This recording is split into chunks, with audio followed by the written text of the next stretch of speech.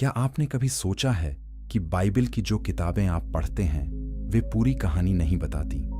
इथियोपियाई Orthodox church एक ऐसी Bible को संरक्षित करता है जिसमें 80 से अधिक पवित्र ग्रंथ हैं।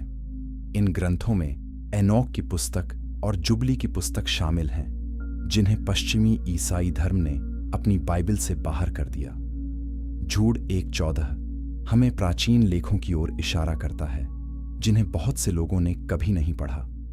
ज्यादातर लोग मानते हैं कि बाइबल की किताबों की सूची हमेशा से तय थी, लेकिन इतिहास हमें बताता है कि विभिन्न ईसाई समुदायों ने अलग अलग ग्रंथों को संरक्षित किया। इस कहानी में हम 3 चरणों में आगे बढ़ेंगे। पहले हम देखेंगे कि इस परंपरा में क्या शामिल है। फिर हम सीखेंगे कि यह बाइबल की कहानी के लिए क्यों महत्वपूर्ण है। और अंत में हम पूछेंगे कि जब आप इस व्यापक दृष्टिकोण से परिचित अंशों को पढ़ते हैं तो क्या बदल जाता है। और एक बार जब हम इस पहली परत को समझ लेते हैं तो असली कहानी शुरू होती है। इथियोपिया की पवित्र पुस्तक मेकाबियन केदुस केवल एक धार्मिक ग्रंथ नहीं है, यह एक जीवित परंपरा है जो सदियों से संरक्षित है। जब रोम और कॉन्स्टेंटिनोपल में चर्च काउंसिलें बुलाई जा रही थीं, इथियोपिया के पर्वतों में ये ग्रंथ सुरक्षित रखे जा रहे थे। पश्चिमी चर्च ने 4वीं शताब्दी में निर्णय लिया कि कौन सी किताबें बाइबल में होंगी और कौन सी नहीं, लेकिन इथियोपियाई चर्च ने एक अलग रास्ता चुना। उन्होंने उन ग्रंथों को संरक्षित किया जो पश्चिम ने खारिज कर दिए थे। यह निर्णय केवल परंपरा के बारे में नहीं था, यह एक गहरे धर्मशास्त्रीय विश्वास को दर्शाता था। इथियोपियाई चर्च का मानना था कि ये ग्रंथ परमेश्वर के रहस्योद्घाटन का हिस्सा है। एनोक की पुस्तक विशेष रूप से महत्वपूर्ण है। यह स्वर्गीय क्षेत्र का विस्तृत विवरण देती है। यह देवदूतों की पदानुक्रम, आत्मिक युद्ध और बुराई की उत्पत्ति के बारे में बात करती है। जब आप इस पुस्तक को पढ़ते हैं तो उत्पत्ति की परिचित कहानियां अचानक नए अर्थ लेने लगती हैं। उत्पत्ति 6 में बाढ़ से पहले की घटनाएं केवल मानव पाप के बारे में नहीं हैं, वे एक ब्रह्मांडीय विद्रोह के बारे में हैं जिसने पूरी सृष्टि को खतरे में डाल दिया। एनोक हमें उन देवदूतों के नाम बताता है जिन्होंने विद्रोह किया। यह उनके कार्यों और उनके परिणामों का वर्णन करता है। यह हमें दिखाता है कि बाढ़ क्यों आवश्यक थी। जुबली की पुस्तक एक अन्य महत्वपूर्ण ग्रंथ है। यह उत्पत्ति की कहानी को फिर से बताती है, लेकिन अतिरिक्त विवरणों के साथ। यह समय को जुबली चक्रों में विभाजित करती है। यह हमें बताती है कि सृष्टि के बाद से कैसे समय का हिसाब रखा गया। लेकिन जुबली सिर्फ एक कैलेंडर नहीं है, यह एक धर्मशास्त्रीय दस्तावेज है जो हमें दिखाता है कि कैसे परमेश्वर ने मानव इतिहास के माध्यम से अपनी योजना को पूरा किया। यह देवदूतों की भूमिका और आत्मिक क्षेत्र के महत्व पर जोर देती है। जब आप जुबली को पढ़ते हैं तो आप देखते हैं कि इतिहास केवल मानव घटनाओं की एक श्रृंखला नहीं है, यह एक आत्मिक युद्ध का मंच है। लेकिन सवाल उठता है, अगर ये ग्रंथ इतने महत्वपूर्ण हैं तो पश्चिमी चर्च ने उन्हें क्यों अस्वीकार कर दिया? जवाब सरल नहीं है। 4वीं शताब्दी में वो चर्च नए सवालों का सामना कर रहा था। विधर्मी शिक्षाएं फैल रही थीं। चर्च के नेता स्पष्ट सीमाएं स्थापित करना चाहते थे। उन्होंने तय किया कि कौन से ग्रंथ प्रेरितिक अधिकार रखते हैं और कौन से नहीं। लाउदिकिया की परिषद ने 363 ईस्वी में एक सूची बनाई। कार्थेज की परिषद ने 397 ईस्वी में इसे पुष्ट किया। एनोक और जुबली इन सूचियों में नहीं थे। आधिकारिक कारण अस्पष्ट थे। कुछ ने कहा कि इन ग्रंथों में प्रेरितिक अधिकार नहीं था। दूसरों ने कहा कि वे उभरती हुई धर्मशास्त्र के साथ असंगत थे। लेकिन यहां विडंबना है। नया नियम स्वयं इनमें से कुछ बहिष्कृत पुस्तकों को उद्धृत करता है। जूड का पत्र एनोक की पुस्तक से सीधे उद्धरण देता है। जूड 1:14 कहता है, इनके विषय में हनोक ने भी, जो आदम से 7वीं पीढ़ी में था, यह भविष्यद्वाणी की। यह एक सीधा संदर्भ है। अगर नया नियम एनोक को उद्धृत करता है तो बाद की चर्च परिषदों ने इसे क्यों अस्वीकार किया? यह सवाल आज भी धर्मशास्त्रियों को परेशान करता है। इथियोपियाई चर्च का तर्क सरल है। अगर जूड ने एनोक को प्रेरित लेखन के रूप में माना तो हमें भी ऐसा करना चाहिए। और एक बार जब आप एनोक को शामिल करते हैं तो पूरी बाइबल की कहानी बदल जाती है। चैप्टर 2, स्वर्गीय परिषद का रहस्य। जब आप इन ग्रंथों को शामिल करते हैं तो आप एक ऐसे ब्रह्मांड में प्रवेश करते हैं जो बुद्धिमान प्राणियों से भरा है। यह एक आत्मिक क्षेत्र है जहां जटिल राजनीति और संघर्ष है। मानव इतिहास को दैवीय प्राणियों के चुनावों द्वारा आकार दिया गया है। यह एक ऐसी दुनिया है जहां आत्मिक युद्ध शाब्दिक है। देवदूत विद्रोह कर सकते हैं और मानवता उन संघर्षों के बीच में है जिन्हें वह मुश्किल से समझती है। यह दृष्टिकोण परंपरागत ईसाई धर्म को चुनौती देता है, लेकिन यह इथियोपियाई परंपरा का हृदय है और यह पवित्र शास्त्र में ही निहित है। हिब्रू शब्द एलोहिम व्याकरणिक रूप से बहुवचन है। पारंपरिक व्याख्याएं अक्सर इसे महिमा का बहुवचन बताती हैं। यह एक तरीका है जिससे राजा खुद के बारे में बहुवचन में बात करते हैं, लेकिन इथियोपियाई परंपरा एनोक और जुबली जैसे ग्रंथों से प्रभावित इस बहुवचन को गंभीरता से लेती है।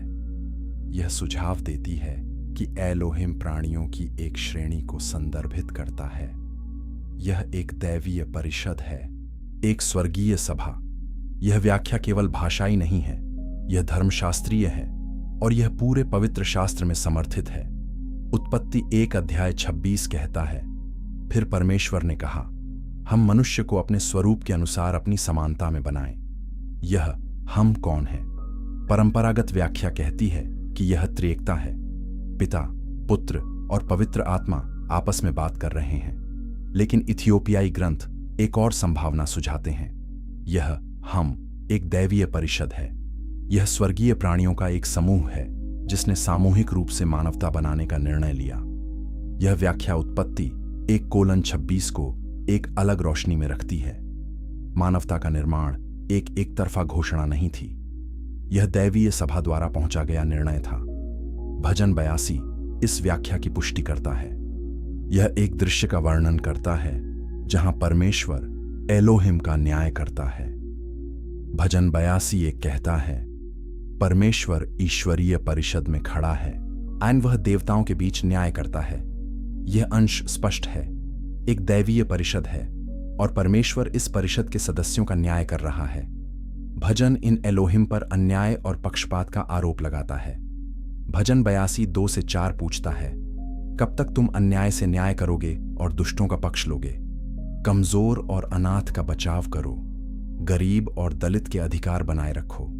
कमजोर और जरूरतमंद को बचाओ, उन्हें दुष्टों के हाथ से छुड़ाओ। यह केवल रूपक नहीं है, यह शाब्दिक है।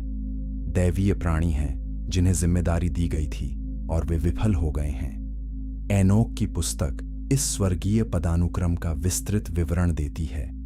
यह प्रधान देवदूतों का वर्णन करती है, मिकाइल, जिब्राइल, राफेल और ऊरियल। प्रत्येक के पास विशिष्ट क्षेत्र और जिम्मेदारियां हैं। मिकाइल इज़राइल का रक्षक है, जिब्राइल संदेश लाता है, राफेल उपचार करता है, ऊरियल पृथ्वी और नरक को देखता है। प्रधान देवदूतों के नीचे अनगिनत देवदूत हैं।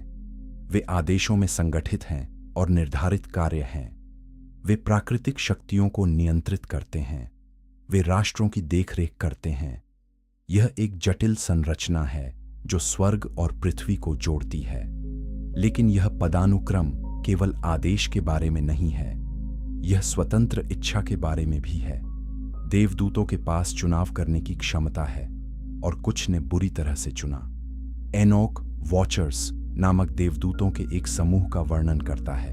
उन्हें मानवता को देखने के लिए नियुक्त किया गया था, लेकिन उन्होंने अपनी सीमाओं को पार कर लिया। एनोक 6:1 से 2 कहता है, और ऐसा हुआ कि जब मनुष्यों की संख्या बढ़ने लगी तो उनकी सुंदर बेटियां पैदा हुईं और स्वर्ग के पुत्रों अर्थात वॉचर्स ने उन्हें देखा और उनकी लालसा की। यह विद्रोह की शुरुआत थी जिसने सब कुछ बदल दिया। ये वॉचर्स हार्मोन पर्वत पर उतरे। उन्होंने एक शपथ ली। उन्होंने मानव महिलाओं को पत्नी के रूप में लिया। यह घटना उत्पत्ति 6:1 से 4 में संक्षेप में उल्लिखित है, लेकिन एनोक पूरी कहानी बताता है। वह वॉचर्स के नेताओं के नाम बताता है, सेमायाजा, अजाजेल, बाराकेल और अन्य। वह बताता है कि उन्होंने मानवता को क्या सिखाया। अजाजेल ने युद्ध की तकनीक सिखाई। उसने मनुष्यों को तलवारें, ढालें और कवच बनाना सिखाया। सेमायाजा ने जादू टोना सिखाया। बाराकेल ने ज्योतिष सिखाया। इस ज्ञान ने मानवता को बुद्धि के बिना शक्ति दी। इसने हिंसा, भ्रष्टाचार और सीमाओं के धुंधलेपन को जन्म दिया। वॉचर्स और मानव महिलाओं की संतान नेफिलिम थे। ये दिग्गज संकर प्राणी थे।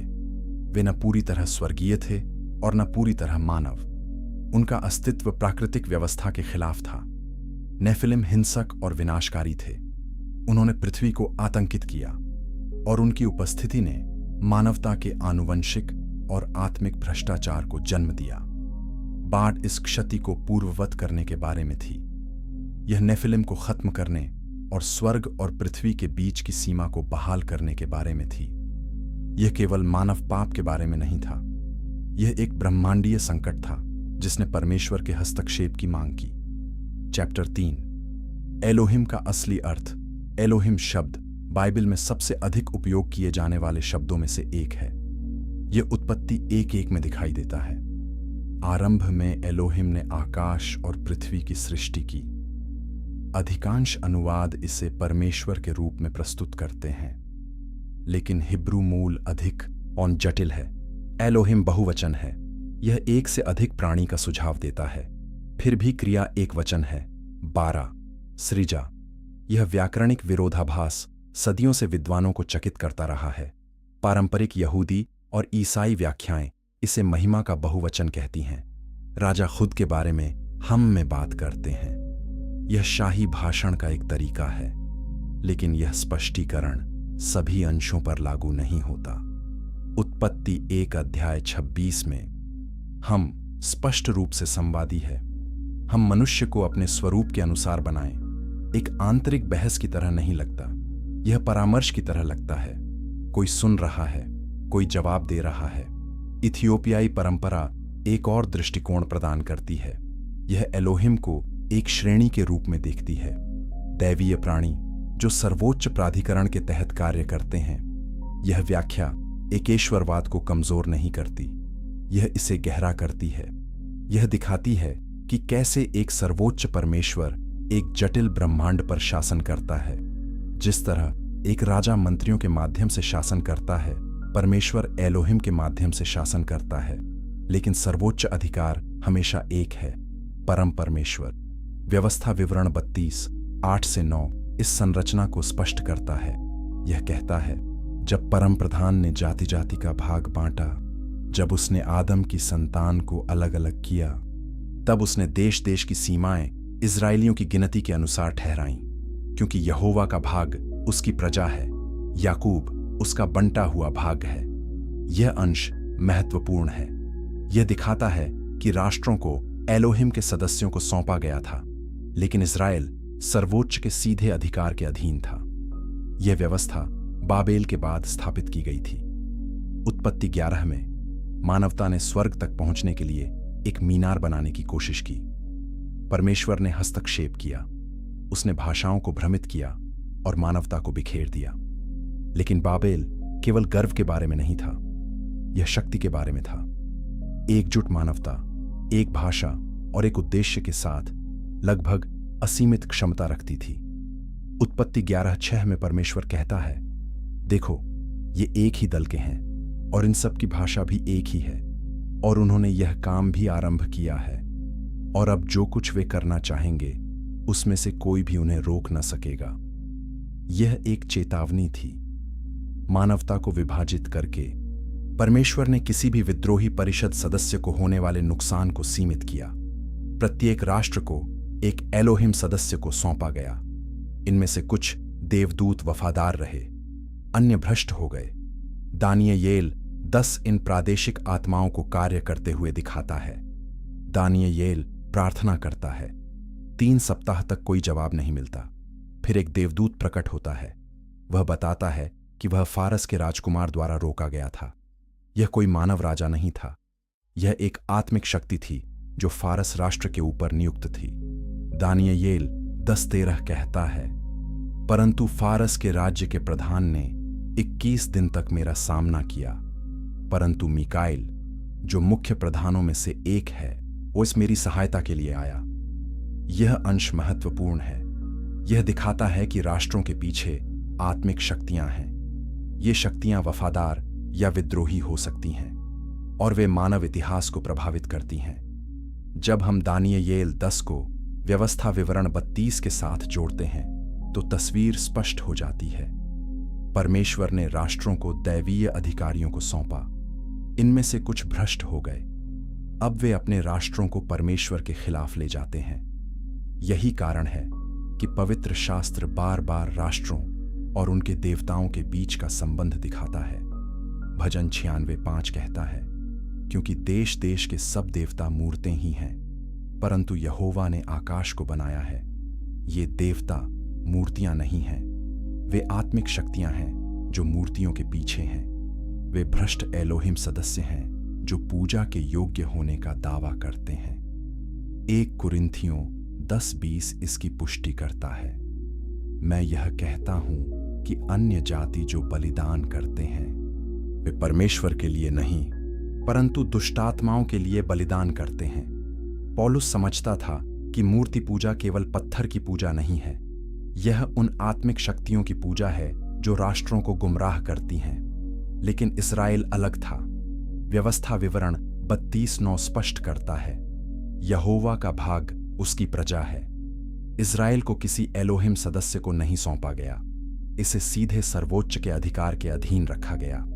यही कारण है कि इस्राएल के इतिहास में परमेश्वर का हस्तक्षेप इतना प्रत्यक्ष था।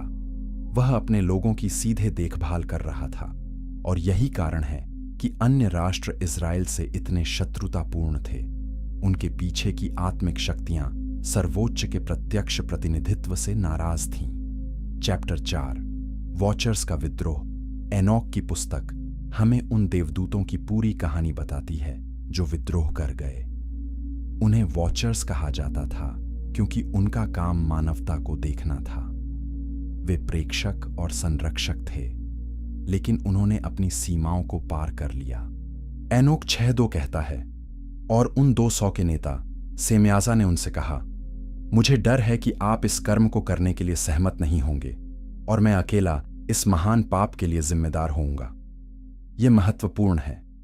सेम्याजा जानता था कि वे जो करने वाले थे वह गलत था, लेकिन उसने फिर भी आगे बढ़ने का फैसला किया।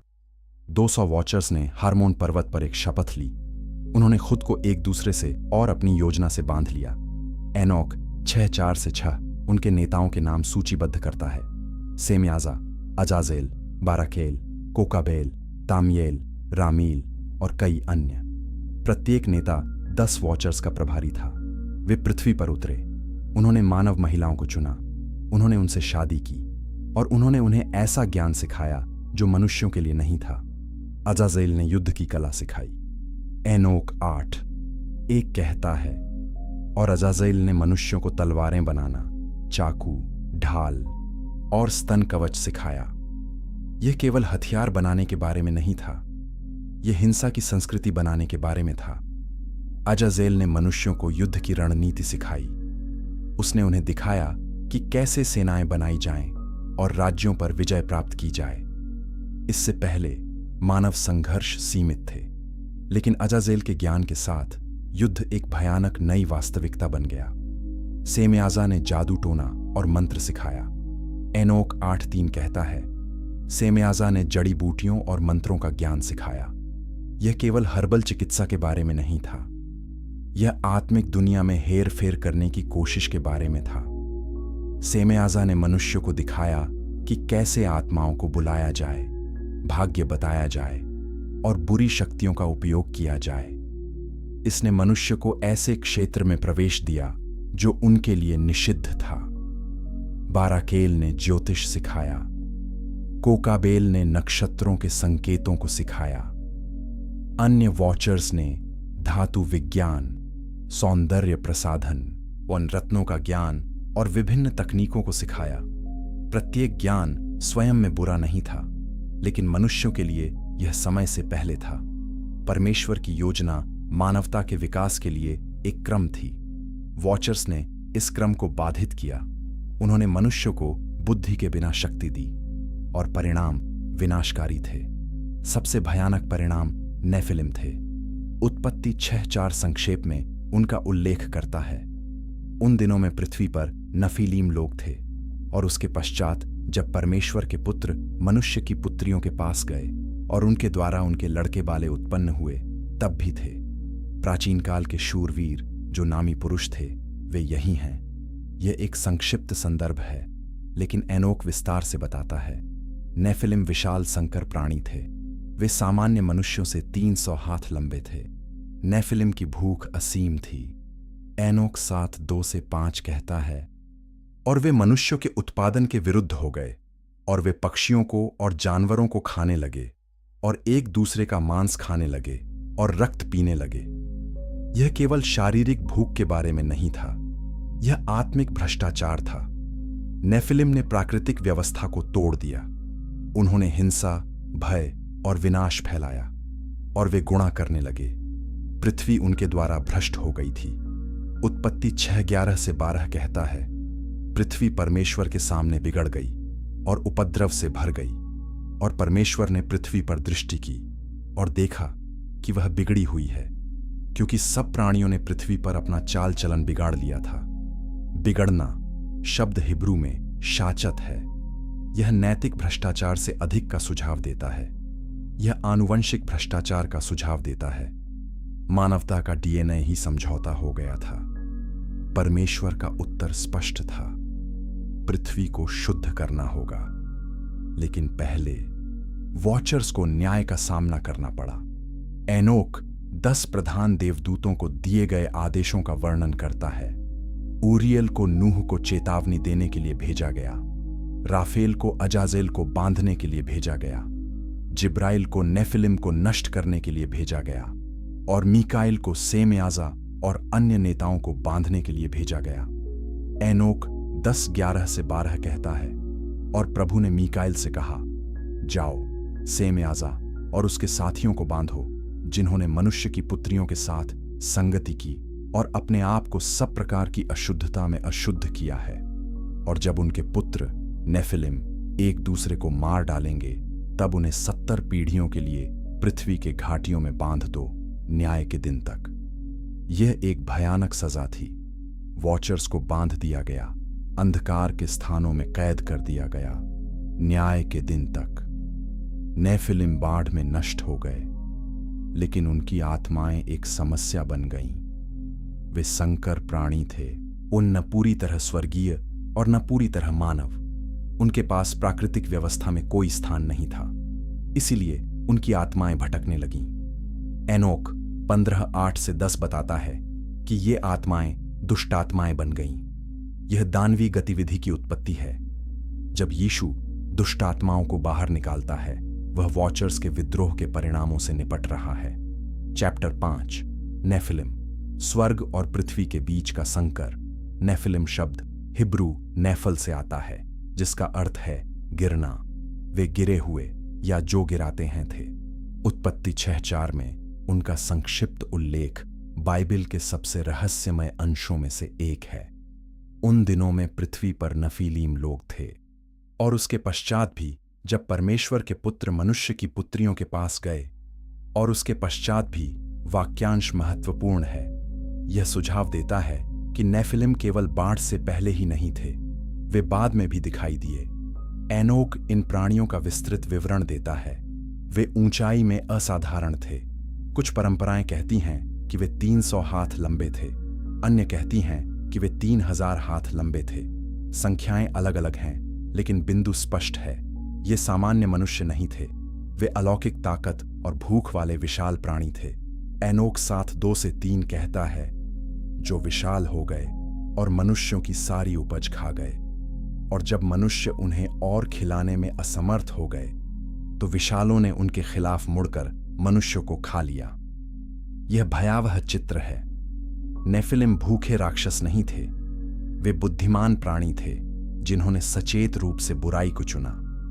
उन्होंने अपने देवदूत पिताओं से प्राप्त ज्ञान का उपयोग पृथ्वी पर हावी होने के लिए किया। उन्होंने साम्राज्य स्थापित किए। उन्होंने खुद को राजा और देवता घोषित किया। प्राचीन पौराणिक कथाओं में देवताओं, अर्धदेवताओं और नायकों की कहानियां नेफिलिम की विकृत यादें हो सकती हैं। ग्रीक टाइटन्स, सुमेरियन एनुन्नाकी, मिस्र के देवता राजा, ये सभी एक समय में पृथ्वी पर चलने वाले संकर प्राणियों के सांस्कृतिक प्रतिध्वनि हो सकते हैं। लेकिन नेफिलिम की समस्या केवल उनकी शारीरिक उपस्थिति के बारे में नहीं थी, यह आनुवंशिक थी। उनका अस्तित्व मानव डीएनए को दूषित कर रहा था। यदि नेफिलिम रक्त रेखाओं को मानवता के साथ मिश्रित करना जारी रखता तो शुद्ध मानवता गायब हो जाती और इसके गंभीर धर्मशास्त्रीय परिणाम होते। परमेश्वर ने एक मानव मसीहा के आने का वादा किया था, लेकिन अगर कोई शुद्ध मानव नहीं बचता तो यह वादा कैसे पूरा होता? उत्पत्ति 6:9 में नूह का विवरण इस संदर्भ में नया अर्थ लेता है। नूह धर्मी पुरुष और अपने समय के लोगों में खरा था। नूह परमेश्वर ही के साथ साथ चलता रहा।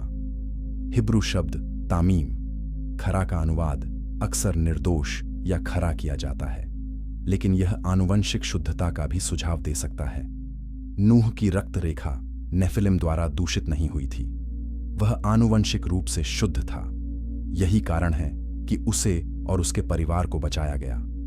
बाढ़ केवल मानव पाप के बारे में नहीं थी, यह मानव जीनोम की रक्षा के बारे में थी। बाढ़ ने नेफिलिम को नष्ट कर दिया, लेकिन उत्पत्ति 6:4 कहता है और उसके पश्चात भी। इसका मतलब है कि बाढ़ के बाद नेफिलिम फिर से दिखाई दिए। यह कैसे संभव था? 2 संभावनाएं हैं। 1, कुछ रक्त रेखाएं बच गईं। शायद नूह के बेटों की पत्नियों में से एक में नेफिलिम डीएनए था। बाइबल यह नहीं कहती कि वे तामीम थीं। दूसरी संभावना यह है कि वॉचर्स ने अपनी गतिविधि फिर से शुरू की। एनोक से पता चलता है कि कुछ वॉचर्स तुरंत नहीं बंधे थे। उन्होंने बाढ़ के बाद मानव महिलाओं के साथ फिर से संबंध बनाए हो सकते हैं। संख्याओं की पुस्तक नेफिलिम की उपस्थिति की पुष्टि करती है। संख्या 13:33 में जासूस जो कनान की भूमि का पता लगाने गए थे रिपोर्ट करते हैं, और वहां हमने नफीलों को भी देखा, नफीलों में से अनाक के वंश को, और हम अपनी दृष्टि में टिड्डियों के समान दिखाई पड़े और उनकी दृष्टि में भी वैसे ही थे। यह बाढ़ के बाद सदियों बाद है, फिर भी नेफिलिम अभी भी हैं। वे अनाकिम में, रिफाइम में और अन्य विशाल कबीलों में हैं। ये कनान के निवासी हैं, वह भूमि जिसे परमेश्वर ने इस्राएल को विरासत में देने का वादा किया था। कनान की विजय इस संदर्भ में नया अर्थ लेती है। यह केवल भूमि प्राप्त करने के बारे में नहीं थी, यह वॉचर्स के विद्रोह के अवशेषों को समाप्त करने के बारे में था। जब परमेश्वर ने इस्राएल को कुछ कनानी आबादी को पूरी तरह से नष्ट करने का आदेश दिया, तो यह सामान्य मानव आबादी के बारे में नहीं था, यह नेफिलिम वंश वाली आबादी के बारे में था। व्यवस्था विवरण 20:16 से 18 स्पष्ट है। परंतु इन जातियों के नगरों में से जो तेरा परमेश्वर यहोवा तेरा भाग करके देता है, उनमें किसी प्राणी को जीवित न छोड़ना। हित्ती, एमोरी, कनानी, परिज्जी, हिव्वी और यबूसी सबको तू पूरी रीति से नाश करना, जैसा कि तेरे परमेश्वर यहोवा ने तुझे आज्ञा दी है। ऐसा न हो कि वे अपने देवताओं की सेवा करके जो घिनौने काम करते हैं, वे काम तुम्हें भी सिखाएं। चैप्टर 6 महाप्रलय, एक ब्रह्मांडीय पुनर्स्थापना बाढ़ बाइबल के सबसे प्रसिद्ध वृत्तांतों में से एक है।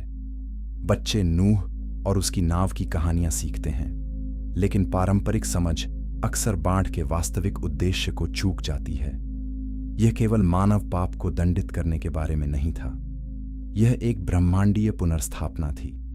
यह वॉचर्स के विद्रोह से हुई क्षति को पूर्ववत करने के बारे में था। उत्पत्ति 6:5 से 7 हमें परमेश्वर की प्रेरणा बताता है। और यहोवा ने देखा कि मनुष्य की बुराई पृथ्वी पर बढ़ गई है, और उसके मन के विचार में जो कुछ उत्पन्न होता है वह निरंतर बुरा ही होता है। तब यहोवा मनुष्य को पृथ्वी पर बनाने से पछताया, और वह मन में अत्यंत दुखी हुआ। पछताना शब्द कुछ लोगों को परेशान करता है। क्या परमेश्वर गलतियां करता है? और नहीं। हिब्रू शब्द नचम का अर्थ गहरा दुख अनुभव करना है। परमेश्वर ने देखा कि उसकी सृष्टि कितनी भ्रष्ट हो गई थी। उसने मानवता की पीड़ा और नेफिलिम की हिंसा देखी और उसने कार्रवाई करने का निर्णय लिया। लेकिन यह निर्णय मनमाना नहीं था, यह सटीक था। उत्पत्ति 6:8 कहता है, परंतु यहोवा के अनुग्रह की दृष्टि नूह पर बनी रही। नूह विशेष क्यों था? क्योंकि वह तामीम था, आनुवंशिक रूप से शुद्ध। एनोक की पुस्तक हमें बाढ़ के पीछे की स्वर्गीय गतिविधि का विस्तार से बताती है। एनोक 10 में परमेश्वर प्रधान देवदूतों को आदेश जारी करता है। प्रत्येक को एक विशिष्ट कार्य दिया गया। ऊरियल को नूह को आने वाले विनाश के बारे में चेतावनी देनी थी। एनोक 10:1-3 कहता है, तब परम पवित्र ने ऊरियल को कहा, नूह के पुत्र लामेक के पास जाओ और उसे मेरे नाम में कहो कि खुद को छिपा ले और उसे आने वाला अंत प्रकट करो। ऊरियल ने नूह को नाव बनाने और तैयार रहने के लिए निर्देश दिए। राफेल को अजाजेल को बांधने का काम दिया गया था। एनोक 10:4-6 कहता है, और राफेल से कहा, अजाजेल के हाथों और पैरों को बांध दो और उसे अंधकार में डाल दो, और डूडेल के रेगिस्तान में एक उद्घाटन करो और उसे वहां डाल दो, और उस पर दांतेदार और नुकीले पत्थर रखो और उसे अंधकार से ढक दो, और वहां वह हमेशा के लिए रहे। अजाजेल, जिसने युद्ध की तकनीक सिखाई थी, को एक भयानक जेल में बंद कर दिया गया। उसे न्याय के दिन तक वहां रहना था। जिब्राइल को नेफिलिम को नष्ट करने के लिए भेजा गया था। एनोक 10:9 कहता है, और जिब्राइल से कहा, संकरों और व्यभिचार के पुत्रों के पास जाओ और व्यभिचार के पुत्रों को नष्ट करो, और अपने पिताओं की आंखों के सामने वॉचर्स के पुत्रों को बाहर भेजो। नेफिलिम एक दूसरे के खिलाफ मुड़ गए। उन्होंने खुद को नष्ट कर लिया और फिर बाढ़ ने बाकी को बह दिया। मिकाइल को वॉचर्स के नेताओं को बांधने के लिए भेजा गया था। एनोक 10:11-12 कहता है, और मिकाइल से कहा, सेमयाजा और अन्य को बांध दो जो मनुष्य की पुत्रियों के साथ एकजुट हुए हैं। उन्हें 70 पीढ़ियों के लिए पृथ्वी की घाटियों में बांध दो, न्याय के दिन तक। वॉचर्स को अंधकार के स्थानों में कैद कर दिया गया। वे अब पृथ्वी पर काम नहीं कर सकते, लेकिन वे पूरी तरह से नष्ट नहीं हुए हैं। वे अंतिम न्याय की प्रतीक्षा कर रहे हैं।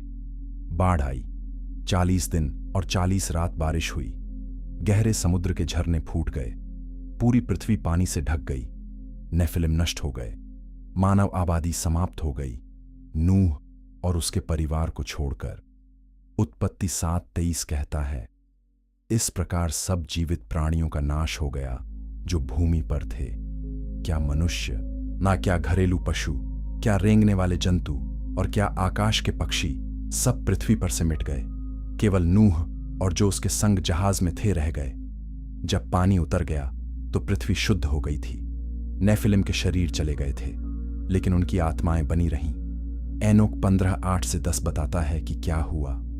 और अब विशाल जो आत्माओं और शरीर से पैदा हुए हैं, उन्हें पृथ्वी पर बुरी आत्माएं कहा जाएगा और पृथ्वी पर उनका निवास होगा। बुरी आत्माएं विशालों से आती हैं क्योंकि वे ऊपर से पैदा हुए हैं। वॉचर्स और स्वर्गीय प्राणियों के दिनों से पृथ्वी पर उनका निवास होगा। यह दानवी गतिविधि की उत्पत्ति है। जब नया नियम दुष्टात्माओं के बारे में बात करता है तो यह मृत नेफिलिम की भटकती आत्माओं का जिक्र कर रहा है। नूह और उसके परिवार ने नाव छोड़ दी। उन्होंने परमेश्वर के लिए एक वेदी बनाई। उत्पत्ति 8:20-21 कहता है, तब नूह ने यहोवा के लिए एक वेदी बनाई और सब शुद्ध पशुओं और सब शुद्ध पक्षियों में से कुछ कुछ ले लेकर वेदी पर होमबलि चढ़ाया। तब यहोवा ने सुखदायक सुगंध पाकर सोचा, मैं मनुष्य के कारण फिर कभी भूमि को शाप न दूंगा।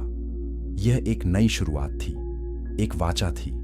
परमेश्वर ने वादा किया कि वह फिर कभी बाढ़ से पृथ्वी को नष्ट नहीं करेगा। इंद्रधनुष इस वाचा का चिन्ह था, लेकिन कहानी खत्म नहीं हुई। उत्पत्ति 6:4 कहता है, और उसके पश्चात भी नेफिलिम वापस आएंगे और इज़राइल को उनसे निपटने के लिए बुलाया जाएगा। विजय एक नए चरण में विद्रोह के खिलाफ युद्ध जारी रखेगी। चैप्टर 7। कनान की विजय का छिपा हुआ उद्देश्य। जब इस्राएली कनान की भूमि में प्रवेश करने के लिए तैयार हुए तो मूसा ने 12 जासूसों को भूमि का पता लगाने के लिए भेजा। संख्या 13 में वे रिपोर्ट के साथ लौटे। भूमि उपजाऊ थी, दूध और शहद से बहती थी, लेकिन समस्या थी।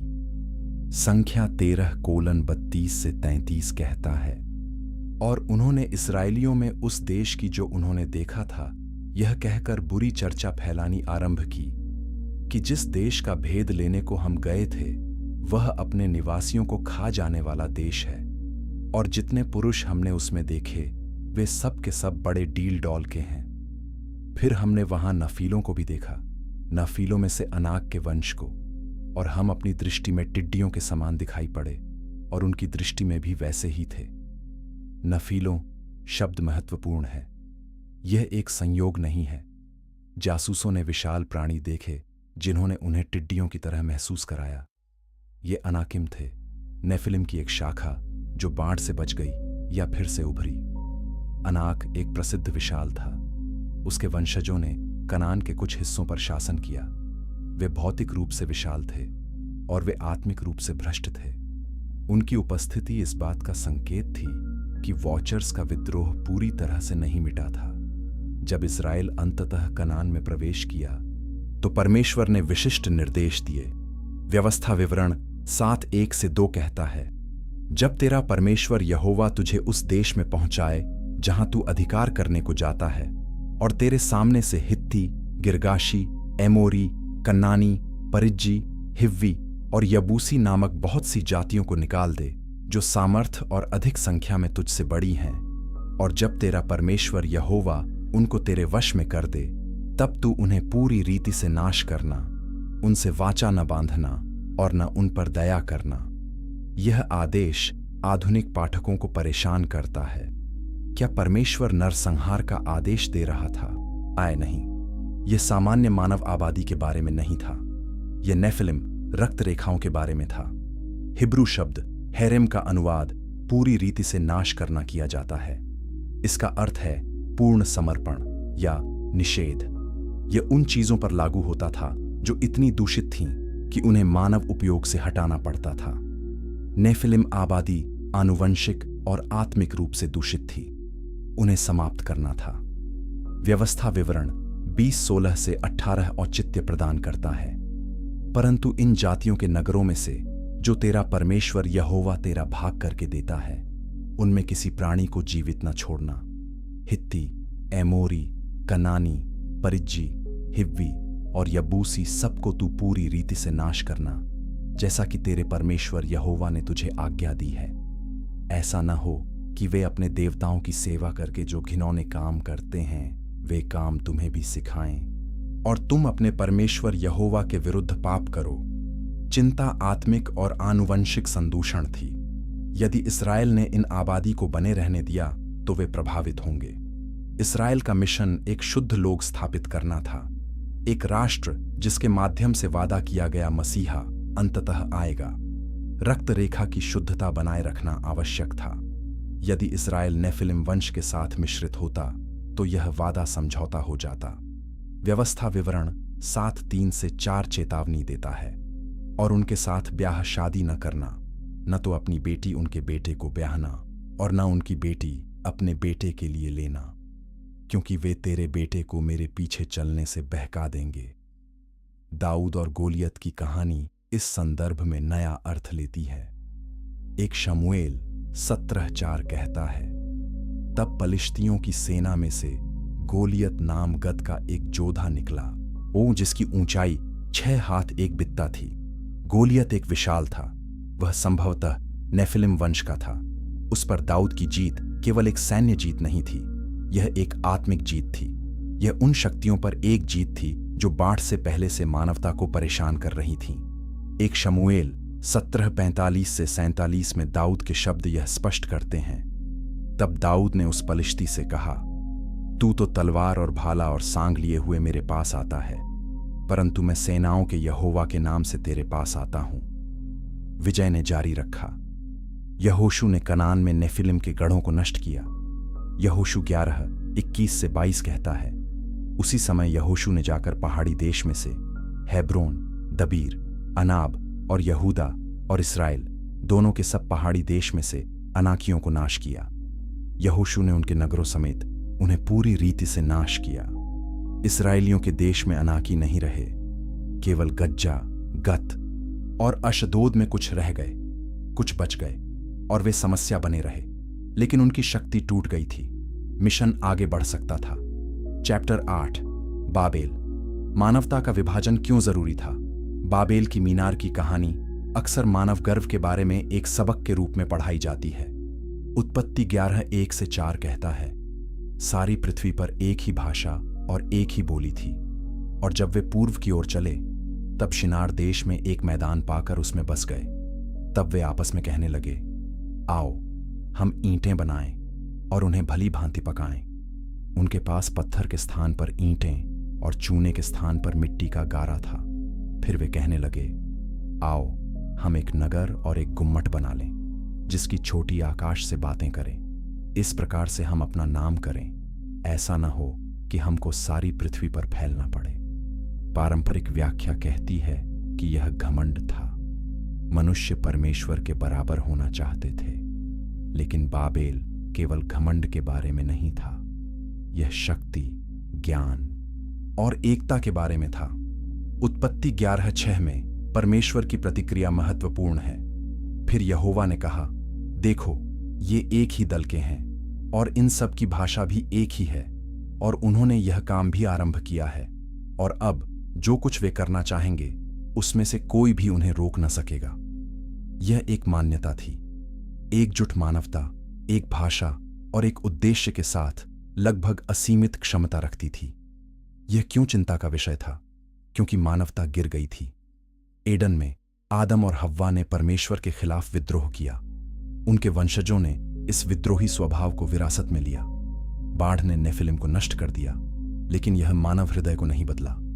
उत्पत्ति 8:21 में बाढ़ के ठीक बाद परमेश्वर कहता है, मनुष्य के मन में बचपन से जो कुछ उत्पन्न होता है वह बुरा है। पाप अभी भी था, और अब बाबेल में मानवता फिर से एकजुट हो रही थी। वॉचर्स के विद्रोह से प्राप्त ज्ञान के साथ आइन वे एक ऐसी सभ्यता बना सकते थे जो परमेश्वर को पूरी तरह से अस्वीकार कर देती। मीनार खुद महत्वपूर्ण थी। यह केवल एक इमारत नहीं थी, यह एक जिगुरात था, एक धार्मिक संरचना। इसका उद्देश्य स्वर्ग तक पहुंचना था। लेकिन स्वर्ग तक पहुंचने का क्या मतलब था? प्राचीन निकट पूर्वी संदर्भ में जिगुरात वे स्थान थे जहां देवताओं को पृथ्वी पर उतरने के लिए आमंत्रित किया जाता था। बाबेल की मीनार भ्रष्ट एलोहिम के साथ संपर्क बनाने का प्रयास हो सकता है। यदि ऐसा है तो यह एक और विद्रोह की शुरुआत होती। परमेश्वर ने हस्तक्षेप किया। उत्पत्ति 11:7 से 8 कहता है, इसलिए आओ हम उतरकर उनकी भाषा में बड़ी गड़बड़ी डालें कि वे एक दूसरे की बोली को न समझ सकें। इस प्रकार यहोवा ने उनको वहां से सारी पृथ्वी पर फैला दिया, और वे उस नगर को बसाने से रुक गए। भाषाओं को भ्रमित करके परमेश्वर ने मानवता को विभाजित किया। संचार टूट गया। लोगों के समूह अलग अलग दिशाओं में चले गए। वे विभिन्न राष्ट्र बन गए। लेकिन विभाजन केवल एक सजा नहीं थी, यह एक सुरक्षा उपाय था। व्यवस्था विवरण 32:8 हमें बताता है कि इसके बाद क्या हुआ। जब परम प्रधान ने जाति जाति का भाग बांटा, जब उसने आदम की संतान को अलग अलग किया, तब उसने देश देश की सीमाएं इस्राएलियों की गिनती के अनुसार ठहराईं। प्रत्येक राष्ट्र को दैवीय परिषद के एक सदस्य को सौंपा गया। इनमें से कुछ एलोहिम वफादार रहे, अन्य भ्रष्ट हो गए। लेकिन विभाजित करके परमेश्वर ने नुकसान को सीमित किया। एक भ्रष्ट परिषद सदस्य केवल एक राष्ट्र को प्रभावित कर सकता था, पूरी मानवता को नहीं। यह दानियेल 10 में वर्णित व्यवस्था है। प्रत्येक राष्ट्र के पास एक आत्मिक राजकुमार था। फारस का राजकुमार दानियेल की प्रार्थना के उत्तर को रोकने की कोशिश करता है। मिकाएल इज़राइल का राजकुमार उसके खिलाफ लड़ता है। यह प्रादेशिक आत्माओं की प्रणाली बाबेल में स्थापित की गई थी, और यह आज भी जारी है। जब हम राष्ट्रों के बीच आत्मिक युद्ध देखते हैं तो हम उन शक्तियों को काम करते हुए देखते हैं जो उन राष्ट्रों के ऊपर नियुक्त हैं। इज़राइल अलग था। व्यवस्था विवरण 32:9 कहता है, क्योंकि यहोवा का भाग उसकी प्रजा है, याकूब उसका बंटा हुआ भाग है। इज़राइल को किसी एलोहिम सदस्य को नहीं सौंपा गया, इसे सीधे सर्वोच्च के अधिकार के अधीन रखा गया। इब्राहिम की वाचा इस विशेष रिश्ते को स्थापित करती है। उत्पत्ति 12:2-3 में परमेश्वर इब्राहिम से कहता है, और मैं तुझसे एक बड़ी जाति बनाऊंगा और तुझे आशीष दूंगा और तेरा नाम महान करूंगा और तू आशीष का मूल होगा, और जो तुझे आशीर्वाद दें उन्हें मैं आशीर्वाद दूंगा, और जो तुझे शाप दे उसे मैं शाप दूंगा, और भूमंडल के सब कुल तेरे द्वारा आशीष पाएंगे। इज़राइल का मिशन सभी राष्ट्रों को आशीर्वाद देना था। एक मसीहा के माध्यम से इज़राइल भ्रष्ट शक्तियों के कारण होने वाली क्षति को पूर्ववत करेगा। चैप्टर 9 यीशु विद्रोही शक्तियों के खिलाफ दैवीय आक्रमण। इथियोपियाई परंपरा के संदर्भ में यीशु दैवीय आक्रमण है। वह सर्वोच्च का हस्तक्षेप है जो विद्रोही आत्मिक शक्तियों द्वारा शासित दुनिया में आता है। यूहन्ना 1:14 कहता है, और वचन देहधारी हुआ और अनुग्रह और सच्चाई से परिपूर्ण होकर हमारे बीच में रहा, और हमने उसकी ऐसी महिमा देखी जैसी पिता के एकलौते की महिमा। यह केवल एक देहधारण नहीं था, यह एक आक्रमण था। सर्वोच्च खुद एक दुश्मन क्षेत्र में प्रवेश कर रहा था। यीशु के प्रलोभन में शैतान उसे दुनिया के सभी राज्यों को दिखाता है। लूका 4:5-7 कहता है, तब शैतान ने उसे ऊंचे पर ले जाकर पल भर में जगत के सब राज्य दिखाए और उससे कहा, मैं यह सब अधिकार और इनका वैभव तुझे दूंगा, क्योंकि वह मुझे सौंपा गया है, और जिसे चाहूं उसे देता हूं। इसलिए यदि तू मुझे प्रणाम करे तो यह सब तेरा हो जाएगा। शैतान का दावा महत्वपूर्ण है। उसका कहना है कि दुनिया के राज्य उसे सौंपे गए हैं। यह बाबेल में स्थापित व्यवस्था का संदर्भ है। राष्ट्रों को एलोहिम सदस्यों को सौंपा गया। उनमें से कुछ शैतान सहित भ्रष्ट हो गए। यीशु प्रस्ताव को अस्वीकार करता है। लूका 4:8 में वह कहता है, लिखा है, तू प्रभु अपने परमेश्वर को प्रणाम कर और केवल उसी की उपासना कर। यीशु शॉर्टकट नहीं लेगा। वह एक भ्रष्ट शक्ति से अधिकार स्वीकार नहीं करेगा। इसके बजाय वह क्रूस के माध्यम से अधिकार पुनः प्राप्त करेगा। यीशु की सेवकाई पूरी तरह से आत्मिक युद्ध है। वह लगातार दुष्टात्माओं को बाहर निकालता है। मरकुस 1:23-26 एक घटना का वर्णन करता है, और उसी समय उनकी आराधनालय में एक मनुष्य था जिसमें अशुद्ध आत्मा थी। वह चिल्लाकर बोला, हे यीशु नासरी, हमें तुझसे क्या काम? क्या तू हमें नाश करने आया है? मैं तुझे जानता हूं, तू कौन है, परमेश्वर का पवित्र जन। यीशु ने उसे डांट कर कहा, चुप रह और उसमें से निकल जा। तब अशुद्ध आत्मा उसे मरोड़कर और बड़े शब्द से चिल्लाकर उसमें से निकल गई। दुष्टात्मा यीशु को पहचानती है।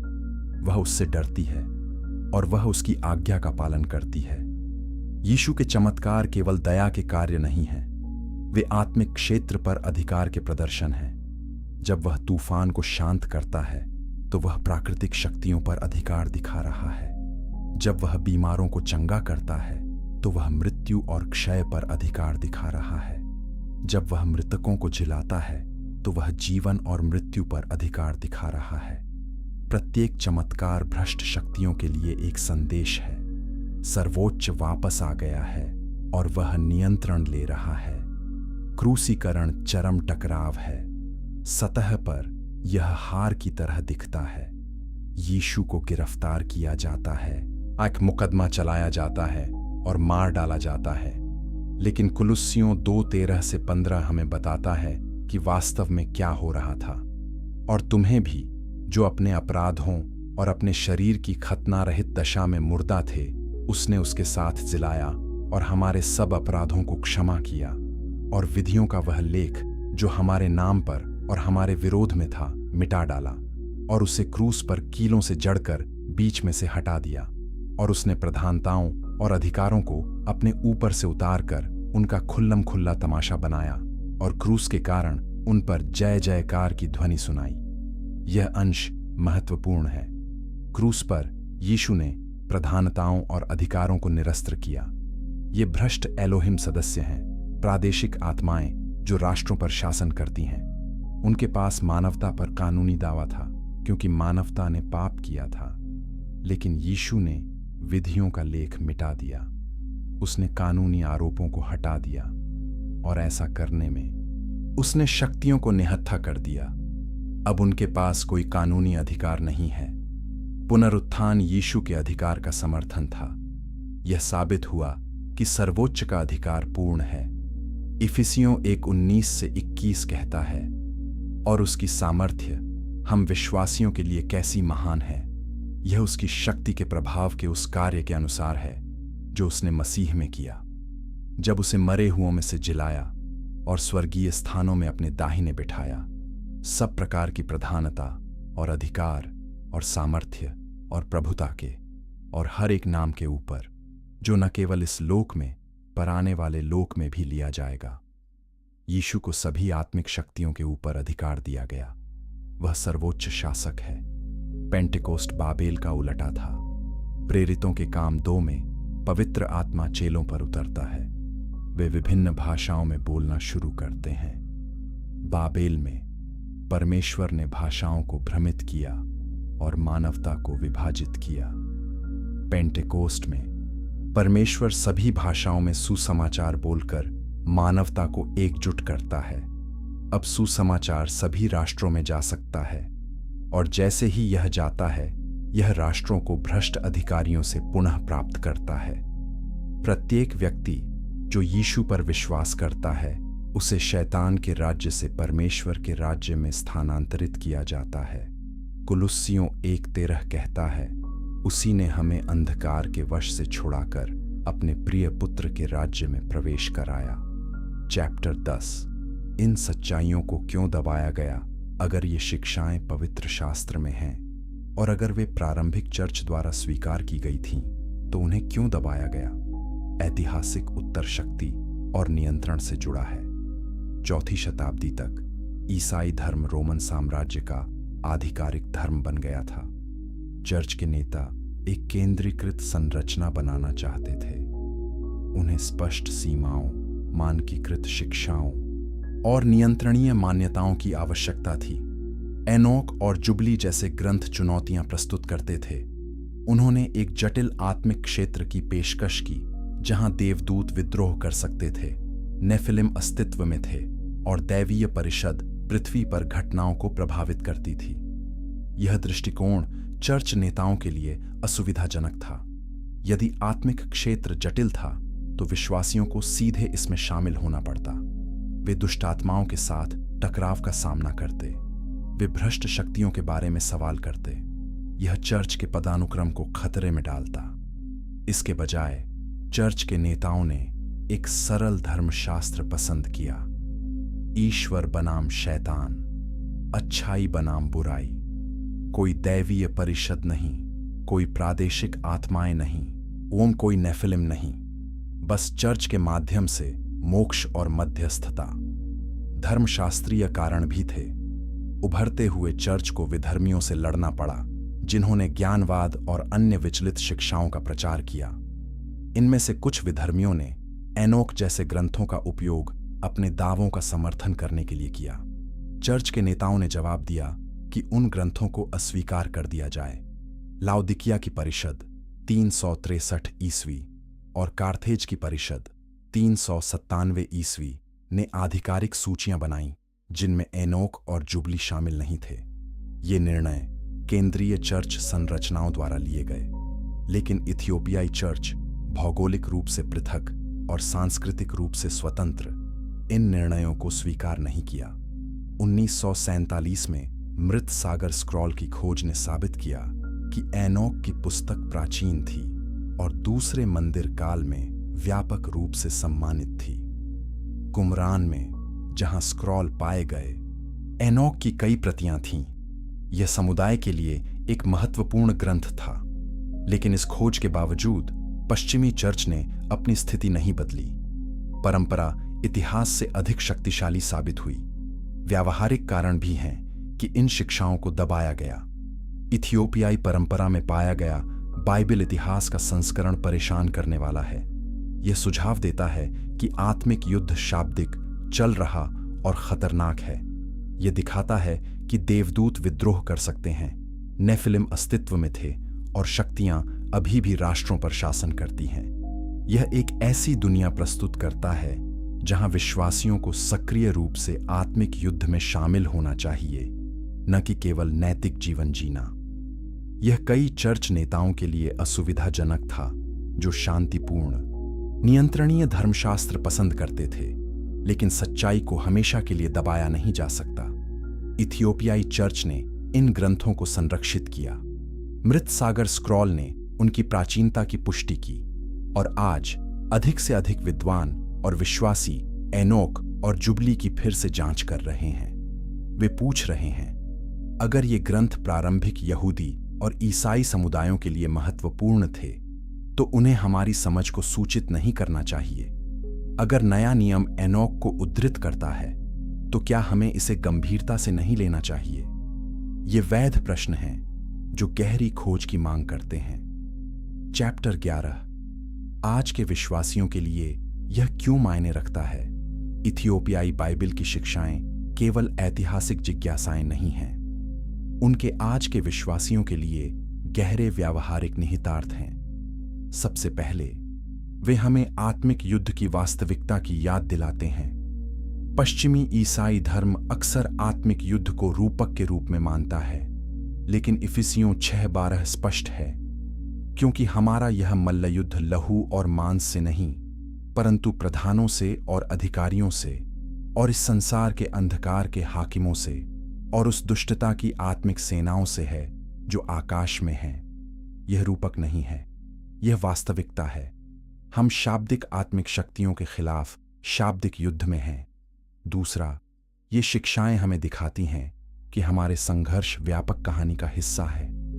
जब हम प्रलोभन, आत्मिक हमले या सांस्कृतिक भ्रष्टाचार का सामना करते हैं, तो हम अलग थलग नहीं होते। हम एक ब्रह्मांडीय संघर्ष में भाग ले रहे हैं, जो एडन में शुरू हुआ, वॉचर्स के विद्रोह के माध्यम से तेज हुआ और यीशु के क्रूस और पुनरुत्थान में चरम पर पहुंचा। यह परिप्रेक्ष्य हमें साहस देता है। हम अकेले नहीं हैं और लड़ाई पहले से जीती जा चुकी है। तीसरा, ये शिक्षाएं हमें प्रार्थना और आत्मिक अनुशासन के महत्व को दिखाती हैं। अगर आत्मिक शक्तियां राष्ट्रों और क्षेत्रों को प्रभावित करती हैं, तो हमारी प्रार्थनाएं मायने रखती हैं। दानियेल की प्रार्थना ने स्वर्गीय संघर्ष को प्रभावित किया। हमारी प्रार्थनाएं भी ऐसा करती हैं। जब हम प्रार्थना करते हैं, तो हम केवल याचिका नहीं कर रहे, हम आत्मिक युद्ध में संलग्न हो रहे हैं। हम परमेश्वर से हस्तक्षेप करने, बंधनों को तोड़ने और उद्धार लाने के लिए कह रहे हैं। चौथा, ये शिक्षाएं हमें समुदाय के महत्व को दिखाती हैं। इथियोपियाई चर्च ने इन ग्रंथों को संरक्षित किया क्योंकि यह एक मजबूत, जुड़े हुए समुदाय था। आज हमें ऐसे समुदायों की आवश्यकता है जो हमारे विश्वास का समर्थन करें, हमें उत्तरदायी ठहराएं और आत्मिक युद्ध में हमारे साथ खड़े हों। पृथक विश्वासी कमजोर होते हैं, लेकिन एकजुट विश्वासी शक्तिशाली होते हैं। पांचवां, ये शिक्षाएं हमें वाचा की शक्ति को दिखाती हैं। इब्राहिम की वाचा ने इस्राएल को सीधे सर्वोच्च के अधिकार के अधीन रखा। यीशु के माध्यम से हम नई वाचा में प्रवेश करते हैं। हम भ्रष्ट शक्तियों के क्षेत्र से सर्वोच्च के राज्य में स्थानांतरित हो जाते हैं। यह वाचा हमें अधिकार, सुरक्षा और उद्देश्य देती है। हम केवल व्यक्ति नहीं हैं जो अपने आप से जीवन को नेविगेट करने की कोशिश कर रहे हैं। हम वाचा लोग हैं जो एक दिव्य मिशन पर हैं। छठा, ये शिक्षाएं हमें रक्त रेखा और विरासत के महत्व को दिखाती हैं। शारीरिक रक्त रेखा नूह और इब्राहिम के लिए महत्वपूर्ण थी। आज आत्मिक रक्त रेखा मायने रखती है। हम अपने बच्चों और युवा पीढ़ी को विश्वास में प्रशिक्षण देकर एक आत्मिक विरासत बनाते हैं। प्रत्येक पीढ़ी को पता होना चाहिए कि वे ब्रह्मांडीय कहानी का हिस्सा हैं। उन्हें अपनी भूमिका और अपने अधिकार को समझना चाहिए। सातवां, ये शिक्षाएं हमें यीशु की जीत को नए तरीके से देखने में मदद करती हैं। क्रूस केवल हमारे पापों के लिए दंड का भुगतान नहीं था, यह भ्रष्ट शक्तियों को निरस्त करना था। पुनरुत्थान केवल पुष्टि नहीं थी, यह सभी आत्मिक अधिकारियों पर अंतिम अधिकार की घोषणा थी। और पेंटेकोस्ट केवल पवित्र आत्मा का उपहार नहीं था, यह विजय अभियान की शुरुआत थी जो राष्ट्रों को पुनः प्राप्त करती है। इन सच्चाइयों को समझना परिवर्तनकारी है। यह हमें पीड़ितों से योद्धाओं में बदल देता है। यह हमें निष्क्रिय पर्यवेक्षकों से सक्रिय प्रतिभागियों में बदल देता है। यह हमें दिखाता है कि हमारी पसंद मायने रखती है, हमारी प्रार्थनाएं शक्तिशाली हैं और हमारा विश्वास विजयी है। इथियोपियाई बाइबल हमें इन सच्चाइयों को याद दिलाती है और ऐसा करने में यह हमें उस भूमिका को पूरा करने के लिए सुसज्जित करती है जिसके लिए हम बनाए गए थे। परमेश्वर के राज्य के प्रतिनिधि एक ऐसी दुनिया में जो मुक्ति की प्रतीक्षा कर रही है।